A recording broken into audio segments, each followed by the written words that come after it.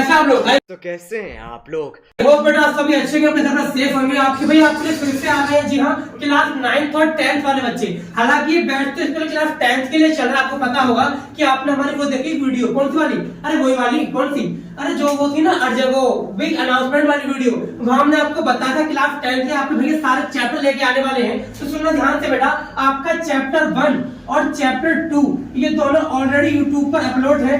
तो प्लीज पहले इन दो वीडियो को देख के आना। ये दो वीडियो की लिंक आपके नीचे, सॉरी आपके नीचे नहीं, You naughty, you teasing me. आपकी इस वाली वीडियो के डिस्क्रिप्शन के नीचे मतलब कि लिंक मिल जाएगा आपको। तो चैप्टर 1 2 वहां से रेफर कर सकते हैं। आज हम बात करेंगे चैप्टर 3 की। और जब मैं ऐसा नहीं कहूंगा चैप्टर ओनली क्लास 10th के लिए बेटा, ये चैप्टर क्लास 10th के लिए नहीं, ये 9th के लिए भी है। और आपको याद होगा आपको क्लास 8 में ये चैप्टर था, लेकिन फर्क क्या फर्क क्या था सर? क्लास 9th के अंदर ये चैप्टर जो है वो स्टार्ट का नाम, उसका नाम यहाँ से स्टार्ट है, that is linear equation in 2 variable. और क्लास 8 और 7 की बात करूं बेटा, 1 वेरिएबल है। आगे की बात समझ। यार भैया कहने का मतलब ये हुआ कि सर इस चैप्टर के अंदर यहाँ पर 2 बातें होगी। कौन सी बातें होगी? 2 बातें। एक तो हमने पढ़ा था लीनियर इक्वेशन, आपको याद होगा, जो अगर आपने अपनी मेरी वीडियो देखी है, अगर आपने मेरी चैप्टर 2 की वीडियो देखी है बेटा, उस चैप्टर 2 वाली वीडियो में आपको मैंने समझा रखा है कि हमारा इक्वेशन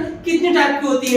3 टाइप की इक्वेशन होती है। आज हम बात करेंगे उन्हीं के बारे में। सुनने मेरी बात ध्यान से बेटा, काम की बात करेंगे आज हम। सर पहले चैप्टर का मतलब समझिए, pair of linear equation in 2 variable. ये वीडियो बेटा हर किसी के लिए काम की है, चाहे वो 8th का हो, चाहे 7th का, चाहे 9th का, चाहे 10th का। लेकिन क्लास 9th और 10th की बात स्पेशली हम करने वाले हैं। अब भैया सुनना ध्यान से। सर चैप्टर का नाम चैप्टर नंबर 3 और चैप्टर का नाम pair of linear equation in 2 variable. मतलब भैया, अरे पेयर मतलब क्या? अरे पेयर मतलब जोड़े, कपल पेयर को कहते हैं कपल, जोड़े। अच्छा तो भैया यहाँ पे जोड़ा होना चाहिए, बिल्कुल जोड़ा होना चाहिए। इसको चैप्टर को हिंदी में क्या नाम कहा गया? रैखिक समीकरण 2 चर वाले। क्या बोला गया?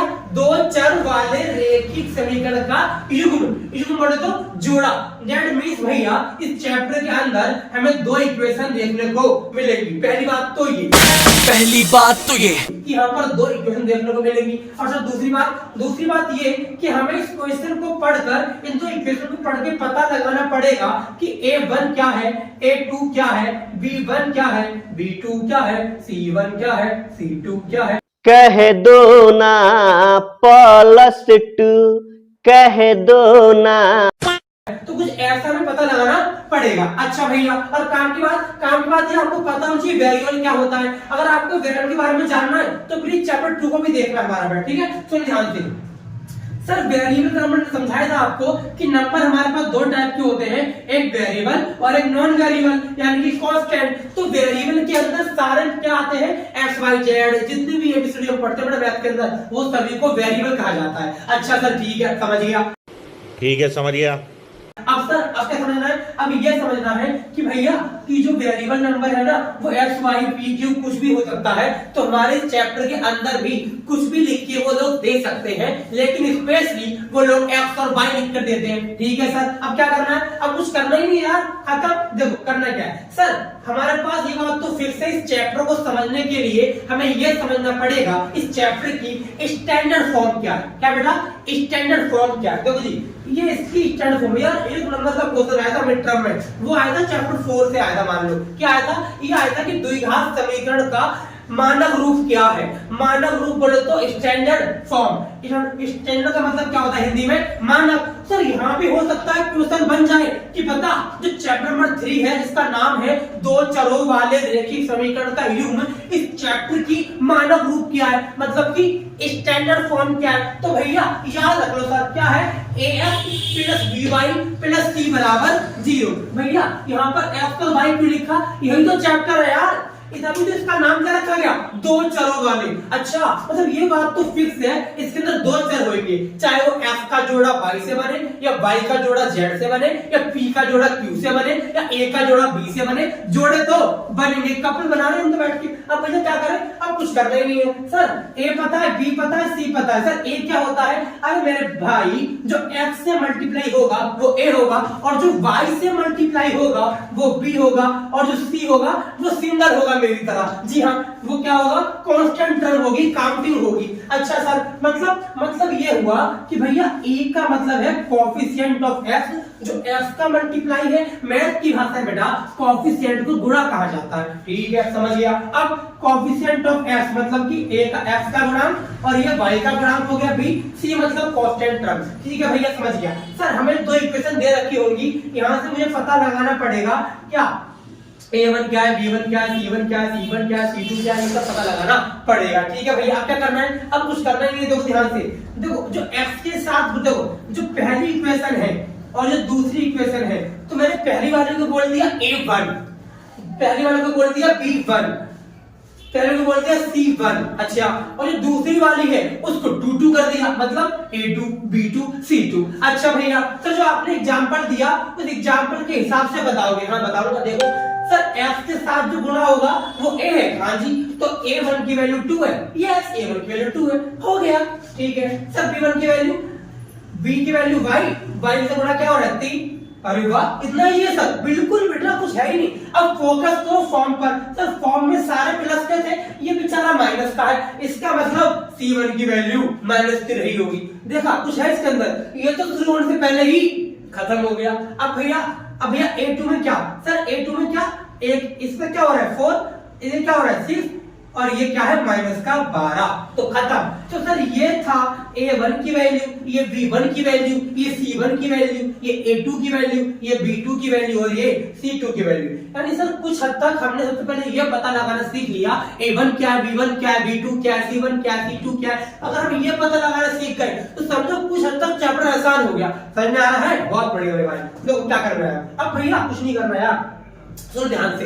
अब भैया देखो, हमें ना एक टेबल है हमारी बुक में, नई बुक के हिसाब से टेबल का नाम क्या रखा गया, टेबल 3.1। अरे पहाड़ों की बात नहीं कर रहा हूँ, हाँ नहीं तो पहाड़ की बात नहीं करो बेटा, सॉरी मजाक कर रहा था, सॉरी देखो डरो मत, ध्यान में मजाक नहीं करता, मतलब कभी कभी हो जाता है, भारी मिस्टेक हो गया सर। देखो टेबल 3.1 जो है बेटा, वो क्या बताना चाहती है, क्या बताना चाहती है, मैं बता रहा हूँ ना क्या बताना चाहती है। वो बताना चाहती है कि अगर आपको a1 a2 b1 upon c2 इन सब के आपको रेशियो चेक कर रहे हैं, क्या चेक करने हैं, रेशियो, और रेशियो को बटे में लिखते हैं, अपॉन में लिखते हैं, फ्रैक्शन के रूप में लिखा जाता है। ठीक है भैया, समझ गया। अब देखो जी भैया a1, देखो जी a1 अपॉन में a2 मतलब पहले वाला x वाला, और b1 अपॉन में b2 मतलब दूसरे वाला y वाला। अगर भैया ये दोनों ही आपस में बराबर नहीं है, मतलब अगर इनका रेशियो बराबर नहीं आया तो हम क्या बोलेंगे, तो सर इंटरसेक्टिंग लाइन बनेगी, और इसे कहा जाता है ग्राफिकल रिप्रेजेंटेशन। क्या बोलते हैं इसे, ग्राफिकल रिप्रेजेंटेशन, और इसे कहा जाता है सॉल्यूशन। क्या बोला बेटा, इसे कहते हैं सॉल्यूशन, इसे कहते हैं हल। यानी सर इन दो इक्वेशन के हिसाब से हमें ना 3 बातों का पता लगाना पड़ेगा। वो 3 बातें कौन कौन सी है, वो 3 बातें बेटा ये वाली है। सर पहली बात तो ये ग्राफिकल, दूसरी बात सॉल्यूशन, यहाँ से क्वेश्चन बनता ही बनता है एग्जाम में। ठीक है, अब भैया अब क्या करना है, कुछ नहीं करना, खाली इस चीज को पता लगाना है। अगर a1 अपॉन में a2 b1 अपॉन में b2 के ही बराबर नहीं है तो लाइन बनेगी इंटरसेक्टिंग। देखो बताए दो आपको, ये होती है इंटरसेक्टिंग लाइन, जो एक दूसरे को काटती है। इसे हिंदी में कहते हैं प्रतिच्छेदी रेखा है। क्या बोलते हैं, प्रतिच्छेदी रेखा है। और भैया जो एक दूसरे के पैरेलल जाती है इसे कहते हैं पैरेलल लाइन, समांतर रेखा। और भैया जो एक लाइन के ऊपर ही दूसरी लाइन क्रॉस कर जाती है इसके ऊपर ही, इसे कहते हैं संपाती रेखा। क्या बोलते हैं जी, संपाती मतलब कि कोइंसिडेंट लाइन। तो सर इस तरीके से 3 तरह की हमारे पास लाइनें हैं, और इन 3 लाइनों को सीखना है इस चैप्टर के अंदर। अब भैया अगर ये पहले वाला ही बराबर नहीं हुआ तो बनेगी इंटरसेक्टिंग लाइन, और इसके अंदर सॉल्यूशन कैसा होगा, इसके अंदर यूनिक सॉल्यूशन होगा। कैसा होगा, यूनिक होगा। और यूनिक सॉल्यूशन का मतलब क्या होता है, जिसके अंदर केवल एक ही सॉल्यूशन हो, केवल वन ही सॉल्यूशन हो। ठीक है भैया, समझ गया। अब सर चलो ध्यान से, अगर a1 अपॉन a2 और b1 अपॉन b2 और c1 अपॉन c2 अगर तीनों ही बराबर है, अगर ये तीनों ही बराबर है तो सर इन तीनों बराबर होने की वजह से संपाती रेखा बनती है। क्या बनती है? संपाती रेखा बनती है। और संपाती रेखा को अंग्रेजी में कहते हैं कॉन्सिडेंट लाइन। ये एग्जाम में क्वेश्चन यहाँ से आता है सर 3 मार्क्स का, कुछ एमसीक्यू में देगा, कुछ 2 नंबर वाले में देगा कि बता ऐसा कि आपको इक्वेशन देगा और इक्वेशन देके बोलेगा बता ये कौन सी रेखाएं बनाएंगी, तो आपका इन तीनों में तो ये आंसर होगा। तो इक्वेशन देके बोलेगा बता कौन सा हल होगा, तो आपको इसको ये अप्लाई करके बताना है कि कौन सा हल होगा। आगे मेरी बात समझ। देखो जी सर अगर तीनों बराबर है तो संपाती रेखा और इसका हम बोलते हैं मैनी सॉल्यूशन, बहुत सारे इसके हल होते हैं। और भाई काम की बात, अगर आगे वाले 2 बराबर है मतलब कि x और y वाला बराबर है और c वाला बराबर नहीं है, तो इस केस में हम बोलते हैं पैरेलल लाइन, मतलब कि समांतर रेखाएं, और इसके अंदर कोई भी सॉल्यूशन नहीं होता, देयर इज नो सॉल्यूशन। बात समझ आ रही है? तो यहाँ से क्वेश्चन बनता है 3 मार्क्स का। यहाँ तक की वीडियो देखनी है तो 3 नंबर पक्के हो चुके हैं, लेकिन वीडियो को लास्ट तक देखना, आगे और महंगी बातें करने वाला हूँ। तो इतना कम आपको समझ में आ गया तो समझो आगे समझते हैं। तो बेटा आगे बात करते हैं जी हाँ इसी चैप्टर के अंदर कि भैया आपको हम आपकी बुक के अंदर प्रवेश करके बताते हैं कि सर किस तरीके से हमें 3 मार्क्स गेन करने हैं, किस तरह 3 नंबर आने वाले हैं। सुनो बड़ा ध्यान से, हमें जो इक्वेशन दी जाएंगी वो 2 इक्वेशन दी जाएंगी। पहली बात तो ये कि हमें 2 पेयर दिए जाएंगे और भैया 2 पेयर देने के बाद क्वेश्चन हमसे क्या कहेगा? क्वेश्चन कहेगा इसको सॉल्व करके दिखा, मतलब x और y की वैल्यू निकाल कर दिखा। हमने कहा था ना आपसे कि हमारे पास 2 तरह के वेरिएबल होंगे, एक x या y या p या q या कुछ भी। तो सर 3 मेथड है pair of linear equation in 2 variable को सॉल्व करने के। क्लास 10 के अकॉर्डिंग 3 मेथड बताए गए, 3 तरीके बताए गए। तो सर क्या क्या बताया गया? तो एक का नाम रखा गया सब्स्टिट्यूशन मेथड, प्रतिस्थापन विधि। सर सेकंड का नाम रखा गया एलिमिनेशन मेथड, मतलब कि विलोपन विधि। सर लास्ट वाली का नाम रखा गया क्रॉस मल्टीप्लिकेशन मेथड। सबसे पहले तो कांग्रेचुलेशन, ये वाला सिलेबस से जा चुका है, खत्म, टाटा खत्म, बाय बाय, टाटा, गुड बाय। कौन सा? तीसरा वाला क्रॉस मल्टीप्लिकेशन सिलेबस से खत्म, टाटा। और सर अब चलिए बात करते हैं कि किस तरीके से हमें सब्स्टिट्यूशन एलिमिनेशन ये 2 तरीके सीखने हैं और कैसे इनको सीखकर हम 3 नंबर ले पाएंगे। एग्जाम में फिक्स है, हर बार सीबीएसई पूछ रही है एलिमिनेशन या फिर सब्स्टिट्यूशन, दोनों में से पूछ रही है। सर दोनों में से एक सीख ले तो नहीं सीखना बेटा, दोनों सीखने। क्यों? क्योंकि एग्जाम में एक क्वेश्चन लिखा आता है और कहता है विलोपन विधि से ही सॉल्व कर, तो मैं क्या करूंगा? मैं विलोपन आती नहीं। अरे बात समझ, यानी भैया ये बात फिक्स है कि एग्जाम में वो 2 क्वेश्चन 2 तरह के देगा, या तो बोलेगा ही नहीं किस वाली विधि से करो, किस वाले मेथड से करो, तो आपकी मर्जी, आप जैसे मर्जी कर दो। लेकिन उसने बोल दिया, क्या बोल दिया? वही बोल दिया क्या कि सर प्रतिस्थापन से करो, तो फिर इससे करनी पड़ेगी। आगे मेरी बात समझ। अब जो करना है क्या, मेरी बात सुनना ध्यान से। सर अब ना मान लो आपकी बुक के अंदर जा रहा हूं मैं, तो हमारी बुक का exercise 3.3 according to new book, जिस बच्चों के पास 2023 की नई बुक है उस बुक के हिसाब से 3.3 का क्वेश्चन नंबर 1 का जो 4th पार्ट है वो इतना डेंजर सा है, इतना खतरनाक सा है। इस खतरनाक से सवाल को सॉल्व करते हैं और पता लगाते हैं कैसे x और y की वैल्यू निकालते हैं। आपको पता होना चाहिए। अगर मैं आम जिंदगी की तरफ आऊं, आ जाओ सर आम जिंदगी की तरफ। ये है आम जिंदगी। देखो आम जिंदगी कितना दिन वो आसान हुआ करते थे, जिंदगी कितनी आसान हुआ करती थी। क्या x + 2 = 9, सीधे x2 निकाल के 2 यहाँ आके माइनस कर दो, आंसर आ गया 7। ये थी आम जिंदगी। अब चलिए चलते हैं क्या मेंटोस जिंदगी की तरफ। ये है मेंटोस जिंदगी। सर अब मान लो इस टाइप का क्वेश्चन देके बोलेगा x भी निकाल और y भी निकाल, तो कैसे निकाल पाएंगे भैया? फंस जाएंगे, समझ नहीं आएगा क्या करें। इसीलिए आपके भैया इतना इजी क्वेश्चन नहीं, इससे भी खतरनाक क्वेश्चन आपकी ही बुक का कराने वाले हैं। और डोंट वरी बेटा, दोनों तरीके से कराऊंगा, इस वाली से भी और इस वाली से भी। और याद रखना दोनों की दोनों विधि ही आसान है। जी हाँ, दोनों की दोनों विधि आसान है। तो होता क्या है सर, सब्स्टिट्यूशन मेथड और एलिमिनेशन मेथड। देखो जो ये वाली विधि थी ना, ये वाली जो जा चुकी सिलेबस से, खुशी बनाओ चली गई। इस वाली विधि में तो कभी कभी टीचर भी ये बोलते थे। अभी हम कुछ नहीं बता सकते हैं आपको, हम डिस्कशन में अभी हैं। बड़ा सब्स्टिट्यूशन मेथड जो है इसको देखो करते क्या है, इसको कैसे निकालेंगे, कैसे पता लगाएंगे। हमें जो क्वेश्चन दे रखा है मैं आपको दोनों सॉल्व करके दिखाता हूँ। सबसे पहले मैं करूंगा सॉल्व सब्स्टिट्यूशन मेथड से। सर हमारा पहला काम क्या है बेटा जी, हमारा पहला स्टेप है इन क्वेश्चनों को इसकी तरह बनाना। जी हाँ, यही तो हमारी स्टैंडर्ड फॉर्म है। पहले क्वेश्चन को स्टैंडर्ड फॉर्म में कन्वर्ट करेंगे। ठीक है सर, समझ गया। अब भैया इसको सॉल्व करो, कैसे करेंगे देखो जी, f प्लस 2 अपॉन में 2y/3 इक्वल टू -1। पहला काम एलसीएम लेना, 2 3 का एलसीएम लेंगे 6 आएगा, 6 को डिवाइड करेंगे 2 से, 3 ऊपर मल्टीप्लाई, कितना आ जाएगा 3f। तो 6 को डिवाइड करेंगे 3 से 2 आएगा, 2 ऊपर मल्टीप्लाई 2y इक्वल टू -1। अब भैया अब कुछ नहीं करना, 3 और 2 ऐड नहीं कर सकते भैया, f वाला f के साथ ही ऐड होता है। ठीक है सर, समझ गया। सर अब क्या करेंगे, 3f plus 2y equal to cross multiplication बेटा दैट इज माइनस का 6। यानी भैया आप अगर पूरा चेंज करें तो आपका आंसर आ गया 3f plus 2y plus 6 equal to 0।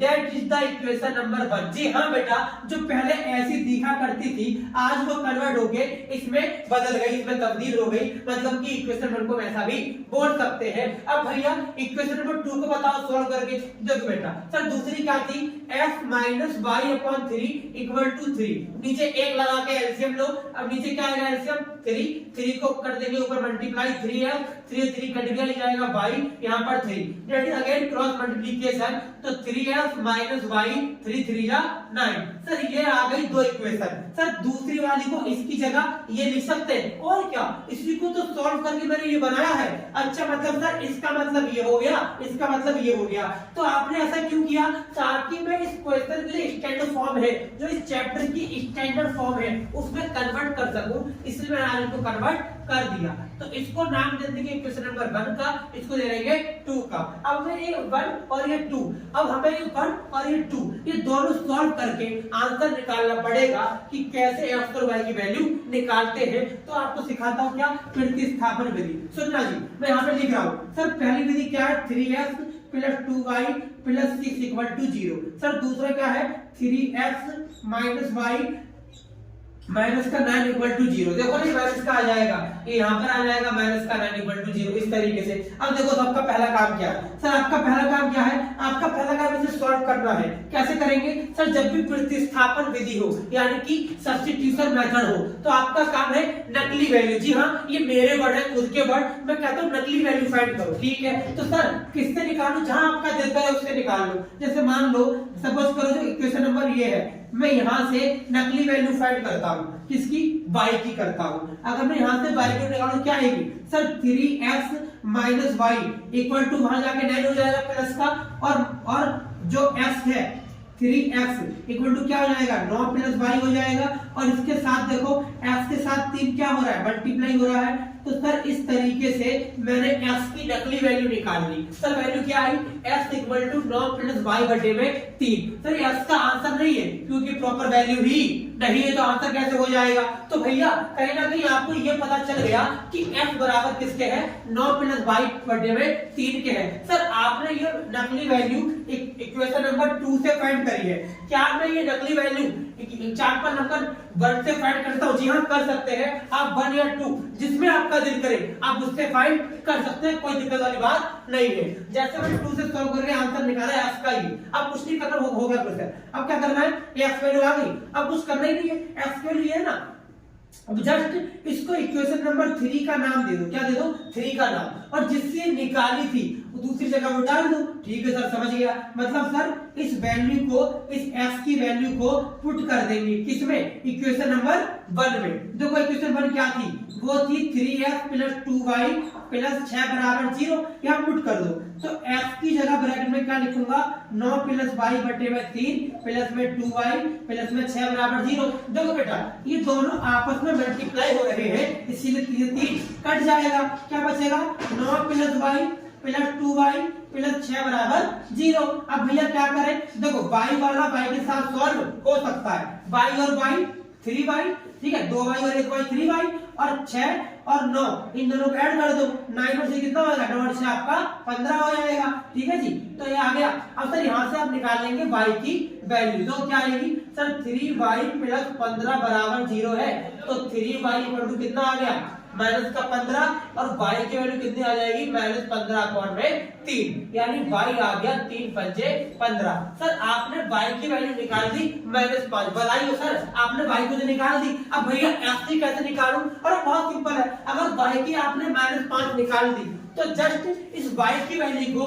Put कर दो कहां पर, इक्वेशन नंबर 3 में। जी हां, ये थी पूरी प्रतिस्थापन विधि। देखो जी, पुट कर देंगे तो क्या हो जाएगा सर, f बराबर 9 प्लस y, मतलब 9 प्लस माइनस का 5 और बटे में क्या सर, बटे में 3। तो इसको सॉल्व करेंगे तो 9 - 5 बटे में 3, 9 में से 5 गए 4 और नीचे 3। तो that is the value of क्या f की वैल्यू।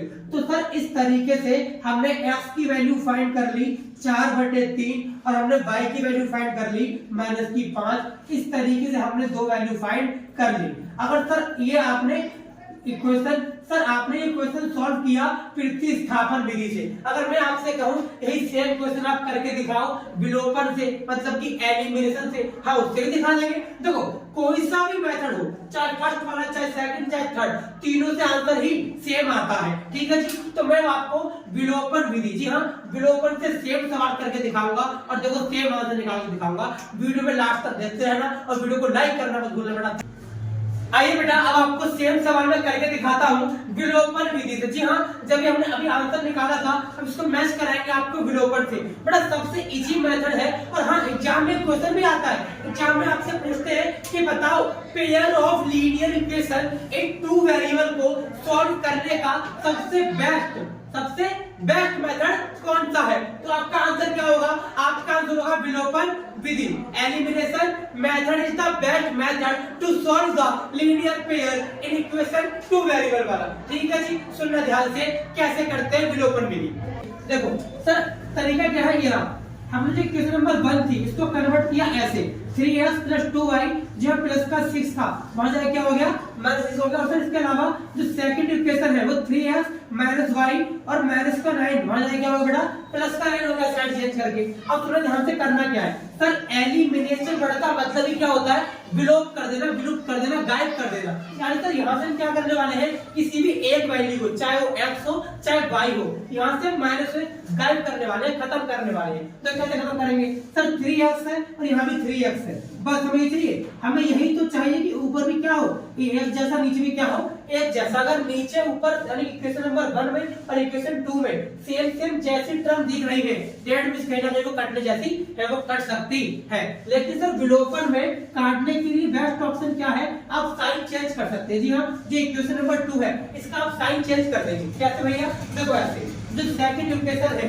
इसका साइन जो है इसका क्या है, कुछ भी नहीं तो प्लस होगा, यानी चेंज हो जाएगा किसमें, माइनस में। और जो माइनस का y है ये बन जाएगा प्लस का, और जो प्लस का 9 है बेटा ये हो जाएगा माइनस का। अब क्या करेंगे भैया, तो प्लस का 3x और नीचे ना, अब आपको ये याद रखना है जो इक्वेशन नंबर 2 है, इस वाली इक्वेशन में जो भी साइन पहले हुआ करते थे अब वो कन्वर्जन हो गए, वो कन्वर्ट हो गए हैं। तो कन्वर्ट होने के बाद उन साइनों का यूज किया जाएगा। मतलब सर ये कहना चाहते हो 3x और प्लस का नहीं रहा, किसका हो गया, माइनस का हो गया। जी हाँ, तो 3x और माइनस का 3x, 3x - 3x क्या हो गया, 0 कट गया। और भैया इसके बाद जो प्लस का 2y था, इस प्लस के 2y में से ऐड कर देंगे क्या, एक और y। सर ऐड क्यों किया, जबकि माइनस का था, वही तो बताना चाह रहा हूँ, ये माइनस का सिंबल कन्वर्ट किसमें हो गया, प्लस का, तो क्या हो जाएगा 3y। सर इसके बाद माइनस का 6 था और ये माइनस का 9 था, तो माइनस का 6 और माइनस का 9 ये दोनों सॉल्व हो गए और क्या आ गया, माइनस का 15 आ गया, और 15 और सर 2y और 3y, एक और y कितना हो गया सर, 2y + 1y यानी 3y। तो y की वैल्यू कितनी आ गई सर, y के साथ 3 क्या हो रहा है, मल्टीप्लाई, और वो आ गया डिवाइड में। तो क्या हो जाएगा, 3 के टेबल में 15 कितनी बार में आता है जी, 5 बार में। दैट मींस सर आपने y की वैल्यू फाइंड कर दी, दैट इज -5। बस समझ आई। अब भैया करना क्या है, इस y की वैल्यू को जहां आपका दिल करे, चाहे आपको फर्स्ट इक्वेशन चाहे सेकंड, जहां आपका दिल करे वहां पुट कर सकते हैं, और वैल्यू y की पुट करते ही आपके सामने y भी आ जाएगा। बताओ कहां पुट करूं, जहां बोलोगे वहीं पुट कर देंगे। चलो मान लो 3x + 2y + 6 = 0। हम यहाँ पुट करके देखते हैं अपनी वैल्यू को। हम y की वैल्यू यहाँ पर -5 रखते हैं। आप लाइन लिखोगे, क्या लिखोगे, y का मान -5 रखने पर, या फिर अंग्रेजी में put the value of y = -5 in equation number 1 ऐसे रखेंगे आप। अब कुछ नहीं करना, देखो 3x तो पता ही नहीं है, ऐसा क्या ऐसा ही 2 की जगह 2 और y की जगह y की वैल्यू डेट इज माइनस की 5 और फिर प्लस का 6 इक्वल टू 0। सर अब क्या करें? अब भैया कुछ नहीं करना, x वाला सॉल्व तो हो नहीं सकता, लेकिन ये दोनों आपस में सॉल्व हो सकते हैं। 2 5 जा 10 यानी माइनस का 10 और प्लस का 6 इक्वल टू 0। सर अब क्या करें? अब कुछ नहीं करना, देखो ध्यान से सर 3x और प्लस माइनस माइनस यानी माइनस का 10 और प्लस का 6 इक्वल टू 0। क्या ये दोनों आपस में सॉल्व हो सकते हैं? जी हाँ हो सकते हैं। माइनस का 10 और प्लस का 6 कितना आ जाएगा? माइनस प्लस माइनस यानी कि ये आ जाएगा आपका माइनस का 4 इक्वल टू 0। अब सर माइनस का 4 बने क्या हो जाएगा?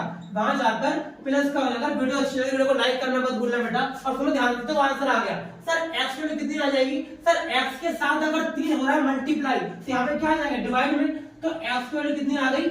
4/3 यानी कि 4/3। और अपने y की वैल्यू क्या निकाली थी अभी? सर y की वैल्यू अभी आई थी माइनस की 5, देखो ये लिखी, यानी एक वैल्यू आई y की माइनस की 5 और एक वैल्यू आई x की 4/3। यानी सर आपने इस सेम ही क्वेश्चन को, आपने एक ही क्वेश्चन को हमें दोनों तरीकों से, जी हाँ दोनों तरीकों से करके दिखा दिया, मतलब कि सब्स्टिट्यूशन भी करा दिया। और देखो अभी हमने आंसर निकाला तो वहां पे लिख रखा है, ये मैंने आंसर भी निकाला था सब्स्टिट्यूशन मेथड से, तो इससे भी आंसर सेम आ रहा है बेटा। एक्चुअली क्या आई थी 4/3, तो यहाँ भी सेम आ रही है। और भी निकाला था y से, कितनी आई थी? माइनस की 5, यहाँ भी क्या आ रही है? माइनस की 5। मतलब सर तरीका कोई सा भी हो, चाहे फर्स्ट वाला चाहे सेकंड चाहे थर्ड, आंसर तीनों से सेम ही आता है। तो याद रखना एग्जाम में क्वेश्चन एक बनता है कि लीनियर पेयर को सॉल्व करने के सबसे बेस्ट मेथड कौन सा है, तो उसका आंसर क्या होगा? Elimination method. एक मार्क्स का एमसीक्यू बनने के चांस है कि सबसे बेस्ट मेथड कौन सा है, तो इसको सबसे बेस्ट कहा जाता है। आपको कुछ फील हो रहा होगा